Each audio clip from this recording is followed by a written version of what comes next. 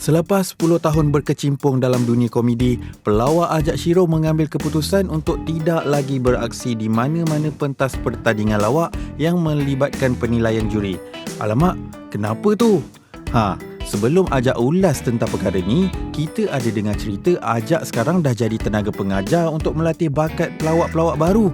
Betul ke? Alhamdulillah, Raja Lawak musim terbaru ni saya bersama dengan Atu Zero. Diorang dilantik sebagai tenaga pengajar lah. Harap-harapnya bolehlah bagi sokongan, sebab ini rasa pertama kali untuk kita kongsikan ilmu-ilmu kita sebagai tenaga pengajar. Tapi saya rasa diorang pun, adik-adik yang baru ni, diorang dah datang dengan konten. Jadi tak rasa banyak pun yang kita nak perlu ajar. Cuma kena betulkan situ dan sini sikit-sikit je lah.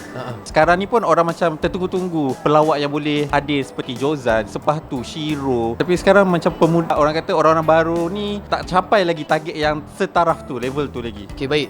Sememangnya saya jujur, saya pun rindu juga persembahan Jozan, Shiro, Jambu kan, persembahan kumpulan yang dulu-dulu kan. Tapi kena akui yang dunia ni memang berputar. Jadi akan ada orang baru. Kita dah lama, kita pula berada di belakangnya pula. Jadi kita bagi ruang lah pada adik-adik baru ni untuk orang kata tunjukkan bakat dia. Memang betul kita rindukan persembahan yang macam Maharaja Lawak yang dulu-dulu. Tapi buat masa sekarang ni kita tak nampak lagi yang macam gitu. Tapi tidaklah kita nak cakap mereka ni semua tak bagus kan. Semua kita kena bagi peluang. Sebab dulu pun Jozan taklah keluar terus jadi bagus kan. Jadi adik-adik ni saya rasa mungkin ada yang bagus, tapi cuma kita belum nampak aja lagi. Tapi apa pun usahalah untuk komedian-komedian yang baru ni kan. Ajak harap dia orang boleh keluarkan dengan konten-konten yang bagus-bagus lah. Contoh pada saya sekarang Ryan Bakery kan. Dia punya konten tak perlu orang kata menyakiti mana-mana pihak, tapi memang sangat bagus konten dia. Dia ingatkan kita pada zaman-zaman kita waktu kecil dulu. Jadi orang kata nak melawak tu dia ada garis panduan dia, bukan tak ada. Dan dia juga ada limit dia kan. Janganlah orang kata semata-mata lawak kita nak buat satu benda yang sebagai contoh yang macam sebelum-sebelum ni kan, ada buka-buka baju lah apa semua tu kan. Sebab saya rasa tu bukan cara untuk melawak kan.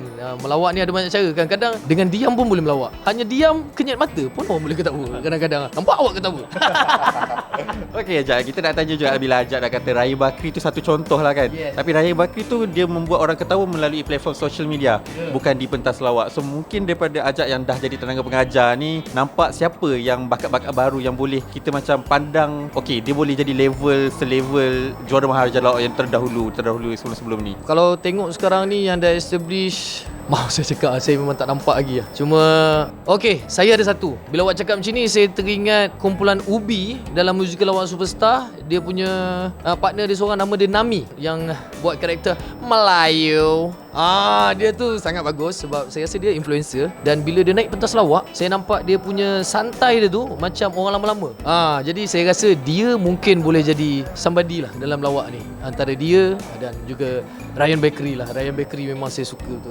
So macam Nami tu kita dapat tengok lah dekat TikTok, dia seorang, dia buat secara solo. Tapi kali ni berkumpulan dengan Fad dan juga dengan Syarif Zero kan. So mungkin agak-agak better dia gerak solo ataupun dia perlu cari kumpulan baru lah untuk diri dia establish dia sebagai seorang pelawak. Macam sekarang ni bila dia muncul untuk kali pertama, dia dah kenalkan diri dia dengan berkumpulan. Saya rasa mungkin sesuai dia terus kekal begitu. Kecuali kalau dia jadi pengacara ke kan, saya rasa tak perlu berkumpulan untuk yang tu. Tapi untuk Maharaja Lawak ataupun bidang yang melibatkan lawak, saya rasa dia kena ada partner dia, sidekick dia lah, untuk dia terus bermain dengan karakter. Sebab tengok karakter dia bagus. Dia jadi karakter Hakim Stopa lah, dia jadi karakter British lah kan. Jadi saya cakap, budak ni pelik lah, mana dia nyorok selama ni kan. Tiba-tiba dia keluar minggu pertama je saya dah nampak dia punya bagus dia tu lah. Sebab saya sendiri rasa yang saya tak pernah boleh buat bagus macam dia tu. Nami, nama budak tu Nami.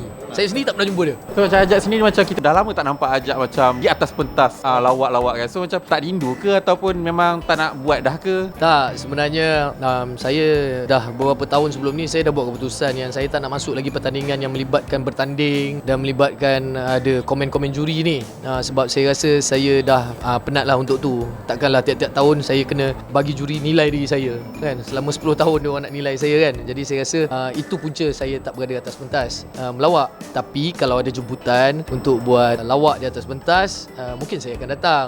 Cuma buat masa sekarang ni memang kurang lah. Sebab kalau kita tengok program lawak pun tak ada banyak sekarang ni kan. Kalau korang rindukan persembahan-persembahan daripada Abang Ajak kena tanya-tanya juga, ada ke orang suka lawak-lawak nasihat ni? Ada lagi ke? Cuma saya rasa budak-budak baru pun sekarang bagus-bagus. Jadi saya rasa saya bagi ruang kat dia orang je lah.